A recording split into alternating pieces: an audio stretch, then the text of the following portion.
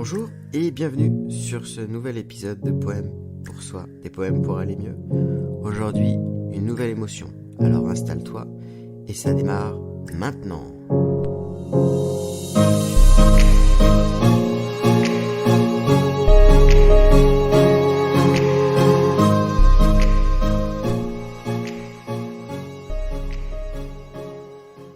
Peur, d'abord physique et puis mentale. Paralysé, je n'arrive plus à penser. Parfois, je peux remettre à plus tard, alors que je ne sais pas ce qu'il peut y avoir. Embrouillé, je suis tout emmêlé, car j'ai trop peur de l'issue fatale. Je dois déconstruire mes représentations mentales, car au final, il n'y a peut-être rien de mal. Et quand bien même ça va se réaliser, cela va me pousser à bien me préparer. La peur est à l'opposé de l'amour. Cela ne reste pas présent pour toujours. Ce sont surtout des énergies qui nous permettent d'apprécier la vie. Maintenant, je n'ai plus peur, car j'ai réconforté mon cœur. J'espère que tu vas bien depuis le dernier épisode consacré à la tristesse. Et merci également au retour que j'ai eu par rapport à ça. Et aux personnes qui m'ont remercié de l'impact que ça a pu avoir pour eux. Et j'en suis extrêmement ravi et ça me motive d'autant plus de continuer à faire ce que je fais. Alors aujourd'hui, on va parler de la peur. La peur est une émotion très spéciale parce que, contrairement aux autres émotions, elle est d'abord physique. C'est-à-dire que elle va, dans un premier temps, en fait, te servir de protection. C'est-à-dire qu'elle va faire réagir ton corps avant même que consciemment tu t'en rendes compte en réalité. Et c'est pour ça qu'elle est d'abord physique avant d'être mentale. Peut-être que tu peux te balader dans la rue et d'un coup tu entends un crissement de pneus et donc tout de suite tu commences à te protéger. C'est ta peur qui te met en mode protection. Et c'est seulement ensuite que tu vas commencer à comprendre ce qui t'arrive et à dire tiens, j'ai eu peur, j'ai été surpris. Après la surprise c'est un petit peu différent encore comme émotion. Mais il y a cette peur qui est présente. Et c'est ensuite qu'on va analyser. Et des fois, on est dans des situations, on ne sait pas pourquoi, on n'arrive pas à passer à l'action. On ne bouge pas. En fait, très souvent, nos peurs vont nous inhiber. En réalité, tu as plusieurs possibilités de réaction face à la peur. Mais dans la majorité des cas, la peur va nous inhiber.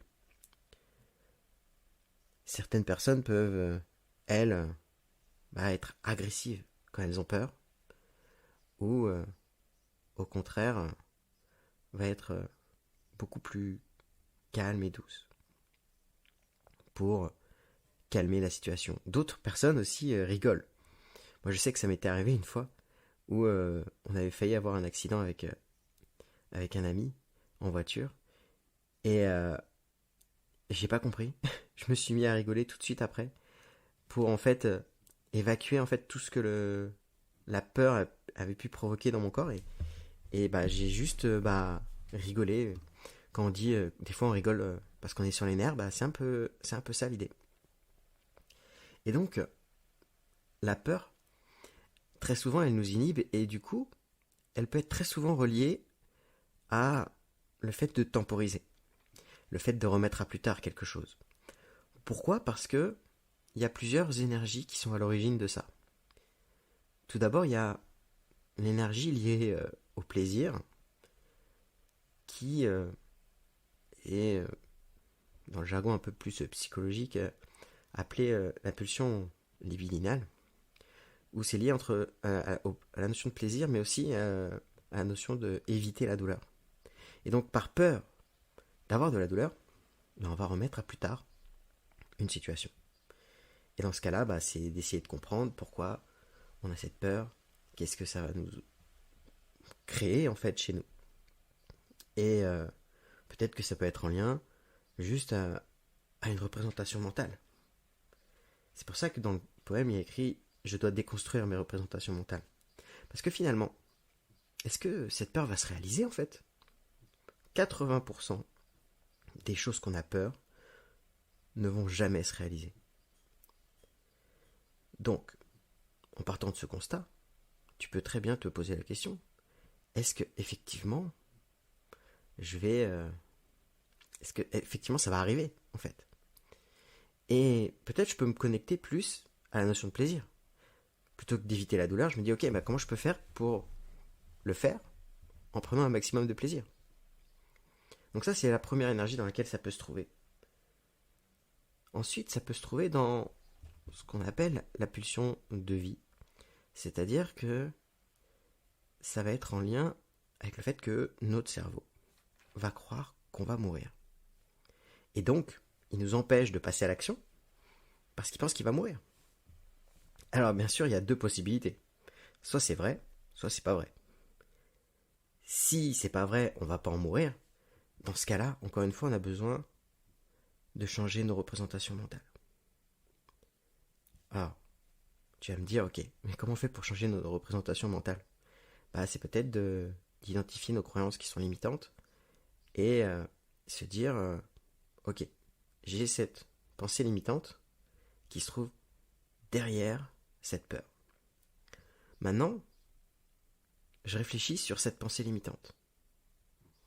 Est-ce que je vais en mourir? Qu'est-ce que je peux penser différemment aussi? Je peux juste me poser la question, ok, j'ai peur de parler en public, et la pensée derrière cette peur, c'est peut-être que les gens vont me juger et j'y vais être humilié. Et donc, l'idée, c'est de discuter sur cette pensée limitante et se dire, ok, je vais pouvoir penser différemment en me disant que ce que je vais dire va intéresser les gens. Ou au contraire, peut-être que ça va pas les intéresser, mais en tout cas, ça va me permettre d'avancer. Et donc, on va pouvoir rationaliser en fait la représentation mentale qu'il y a derrière cette peur. Deuxième possibilité, effectivement, on va peut-être mourir. Enfin, on va tous mourir. Mais ce que je veux dire, c'est que on va pas passer à l'action parce que si on passe à l'action, on va en mourir. Donc dans ce cas-là, c'est plutôt que de travailler sur les représentations mentales, ce serait de travailler sur le message de la peur. Parce qu'en fait, c'est ça le plus important. C'est d'écouter pourquoi la peur est là et qu'est-ce qu'elle a à vous dire. Comme ce que j'expliquais dans l'épisode sur les émotions, c'est qu'il y a un message derrière la peur. Et avec ta peur, tu vas pouvoir identifier qu'est-ce que tu dois faire. Parce que très souvent, la peur, c'est une émotion d'anticipation. Et donc, si tu dois anticiper une situation, c'est de réfléchir à comment tu fais si. Par exemple, tu dois passer un examen oral. Et tu te retrouves à t'imaginer le jour de ton oral, tu as un trou de mémoire. Donc, tu as cette peur qui vient. Des fois même, on a peur, on ne sait même pas pourquoi. Mais quand on réfléchit, on peut commencer à trouver toute la liste des choses qui nous font peur. J'ai la peur d'avoir un trou de mémoire. J'ai la peur de me faire rabaisser. J'ai la peur de ceci, j'ai la peur de cela. Alors, il suffit juste de poser toutes ces peurs et de mettre en face, ok, si la peur était porteur d'un message pour moi, ça serait quoi? Et donc, la peur d'avoir un trou de mémoire, par exemple. Qu'est-ce que je peux faire si j'ai un trou de mémoire? Donc la peur nous dit prépare-toi. Je me prépare. Si j'ai un trou de mémoire, qu'est-ce que je fais? À ce moment-là, je vais peut-être demander à mon examinateur, est-ce que je peux prendre un moment pour reprendre ma respiration, me calmer et remettre mes idées en ordre. Et juste de trouver une stratégie diminue cette peur. Et ce qui est encore plus intéressant, c'est que d'avoir trouvé une stratégie pour diminuer cette peur fait que il y a de grandes chances que ça arrive. Parce que très souvent, ce sur quoi on porte notre attention risque d'arriver. Si on a peur d'avoir un trou de mémoire, il y a de grandes chances qu'on va avoir un trou de mémoire. J'ai même vu aussi, quand je faisais passer les certifications de coach, les élèves qui avaient peur de tomber sur un sujet bah 80% du temps, ils tombaient sur le sujet qu'ils ne voulaient pas avoir parce qu'ils avaient peur de ça. Alors, le karma, le destin, j'en sais rien. Mais en tout cas, on provoque plus les choses qui nous arrivent. Ma grand-mère, par exemple, elle avait une peur terrible. Sa peur, c'était que elle perde la tête, qu'elle devienne folle, qu'elle oublie tout. Et elle disait même à mon père qui était médecin que si ça arrivait, il faudrait que il l'euthanasie carrément. Tellement elle avait peur que ça lui arrive. Et ben un jour c'est arrivé en fait. Et en fait elle avait une tumeur au cerveau. Et en discutant justement avec mon père, je me suis rendu compte qu'en fait cette tumeur n'avait pas forcément d'impact direct sur sa mémoire en réalité. Mais comme elle a senti qu'il y avait un truc qui allait pas, et bah c'est son interprétation de cette peur qui en fait s'est créée. On parle souvent dans le jargon du développement personnel de prophétie auto-réalisatrice. C'est que on crée en fait ce qu'on pense. Et la peur, c'est quelque chose de très puissant. Donc, fais très attention aux choses pour lesquelles tu as peur. Et surtout, écoute bien le message qu'il y a derrière ça. Et au cas même, change tes représentations mentales. Alors ensuite, il y a une troisième source d'énergie de la peur qui est un peu plus subtile, qui s'appelle la pulsion de mort. Et dans la pulsion de mort, en fait, ce sont toutes les stratégies qui vont faire que tu vas vouloir te mettre en danger de mort pour te sentir exister. Par exemple, les personnes qui font beaucoup de sport extrême, justement, ont ce besoin d'exister. Et c'est à travers cette énergie de pulsion de mort qu'ils trouvent l'énergie, justement, de passer à l'action dans ces sports extrêmes. Et alors, il suffit juste de se poser la question. Si je fais ça, si la situation que j'évite, que je remets à plus tard, que je temporise, je parle pas de procrastination. Parce que la procrastination, c'est vraiment... euh, c'est une pathologie en fait. La procrastination, c'est quelqu'un qui met en priorité le fait de remettre à plus tard. C'est-à-dire que c'est sa propre priorité. Et, euh, et à ce moment-là, il suffit juste de dire ok, c'est quoi la pire des choses qui pourrait se passer en fait si euh, je fais ma compta. Des fois, on repousse sa compta. Je parle en connaissance de cause. Euh, des fois, on repousse tout simplement la vaisselle. On ne sait pas forcément pourquoi on repousse ça. Mais des fois, inconsciemment, ça peut être lié à cette pulsion-là. Et donc, c'est de dire, ok, c'est quoi la pire des choses si je fais pas ma vaisselle, si je fais pas ma compta. Et peut-être que je risque d'avoir plein de problèmes administratifs, etc. Ou avec la vaisselle, ça va s'entasser, ça va être sale, etc. Et au final, c'est de se dire, ok, est-ce que je survis? Et si tu survis à ça, alors dans ce cas-là, la peur va repasser dans la pulsion libidinale et va être plus facile à gérer avec les représentations mentales qu'on va pouvoir déconstruire. Et c'est un petit peu ça qu'on retrouve dans le poème en fait, de déconstruire ces représentations mentales, car au final, il n'y a peut-être rien de mal.